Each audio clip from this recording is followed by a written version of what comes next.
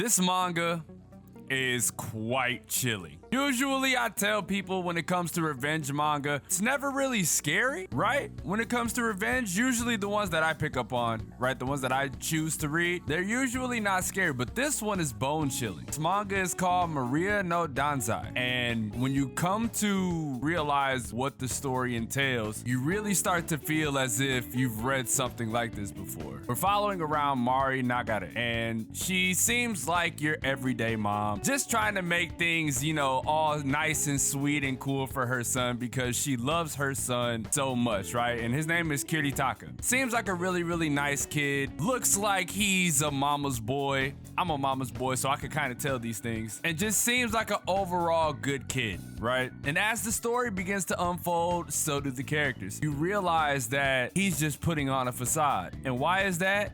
Because he is getting the dog shit beat out of him at school. Now, I don't know to what extreme we usually see things like this. Mind you, this is some graphic shit, but they are bullying the hell out of Kiritaka. It's crazy. Before we even get to that, right? Like, you can see the worry on Mari's face. Like, she knows that it's already going down, right? You get that feeling. And then we meet the main villain. We meet the main guy who is doing all of the bullying, right? And his name is Nozomu Okaya. This manga really reminds me of Jujika no Rokunin, right? The way that it's starting off. And obviously it's not written by the person that wrote it, but it really gives off that vibe, because if you guys have read that, then I believe you are more prepared for this manga than you've ever been, right? So as we continue to progress through the story, you realize how much of a scumbag Nozomu is. He made Kiritaka eat roaches, right? And because his mom, you know, his mom took her sweet old time to make this, of course, like he's gonna eat it, you know? And then you wanna ask yourself the question, right? How did Kiritaka get in this situation in the first place? And it's because he saved somebody who was getting hung. Obviously, I'm not gonna show these on screen, right? Because otherwise this video might get like fucking destroyed on YouTube. He ended up saving him and then decided to take his place, which I couldn't really like come to terms with, because I'm just like, you don't even know the guy, but you were willing to take his place, right? It really makes you question just how honest and naive Kiritaka was, right? And then he goes home and it ends up being his birthday, right? Kiritaka's bruised and battered all over. His mom is worried about it. You find out that she used to be bullied as well. That's why when I said earlier that you kind of got the feeling that she also was bullied, right? Like, you kind of got the feeling that she also has been through what he's been through, just based on how she treats her son and how she zeroes in on him, you know? Funny enough, you also realize why Kiritaka wants to protect people, because he wants to protect the smile that his mother had.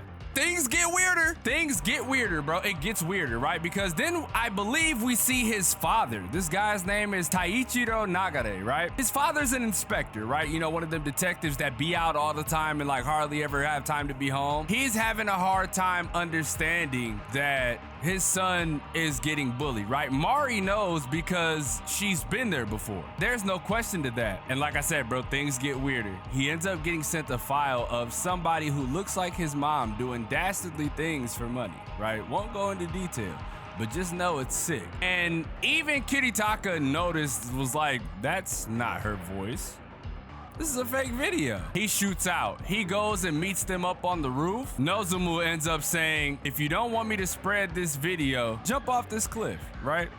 Jump off the cliff. Again, obviously these are fictional, but it's just like, would somebody really go there? Are you not afraid to go to jail? Are you not afraid to be put to death over something like this? It's just kind of crazy when you think about this, because as kids, you realize that kids are so carefree. They feel like they're untouchable, they're invincible. Nobody can stand in their way until they stand in their way. And what does he do? He runs and jumps, all to be met by his mother at the bottom. Dude, it's graphic, right? It's so graphic that I'll just explain it, right? I don't want to show it, but his legs are gone, right? His legs are gone, and his mom loses it. And the finishing touch, added by Truck-kun. Truck-kun ends up taking him out, and Marie falls into despair. You see it in her eyes. She falls into despair, holding his guts in her hands. Dude, it's very graphic. It is very graphic. Everybody else is freaking out, right? Like, oh my God, what do we do? I don't want to be arrested. This is what I mentioned earlier, right? It's like nobody is afraid of the consequences until the action has already been, you know, put into play. And Nozomu, all he has to say is, I let him win and escape. It's like, bro, where do you get off on that? You know what I mean? Mari hurt and in tears, right? Face cold and destroyed, sits at home. And his father has the nerve to come and say, we found a note and his shoes at the observatory. That's why it's a suicide. And she was even like, no, we were the ones who killed him. And then you come to realize that the father has been trying to protect him from the shadows, right? And then this is where it gets crazy, right? This is where you're like, oh shit, it's going down. Shortly after she almost cuts her fingers off while trying to cook, she ends up going through Kiritaka's belongings and finds his diary, just to realize that he was getting bullied to no ends. Like, to the point, like I said, with what just happened. Like, it was bad. And she ended up watching the videos, and you see her humanity is just, she had some shrivel of it, right? She was getting ready to lose it. But as she began to go through all of these and gather the evidence and continue to read the things that her son said, her humanity is gone. And you see this.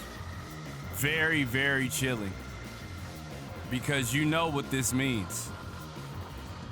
She's not gonna allow them to suffer easily.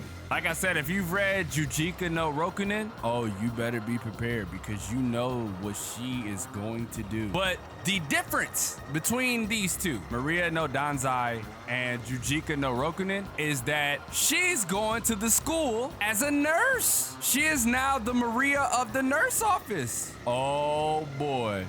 Oh boy, she is about to make them suffer. I am so excited, right? I don't usually get this excited for manga, but let me tell you, this got me.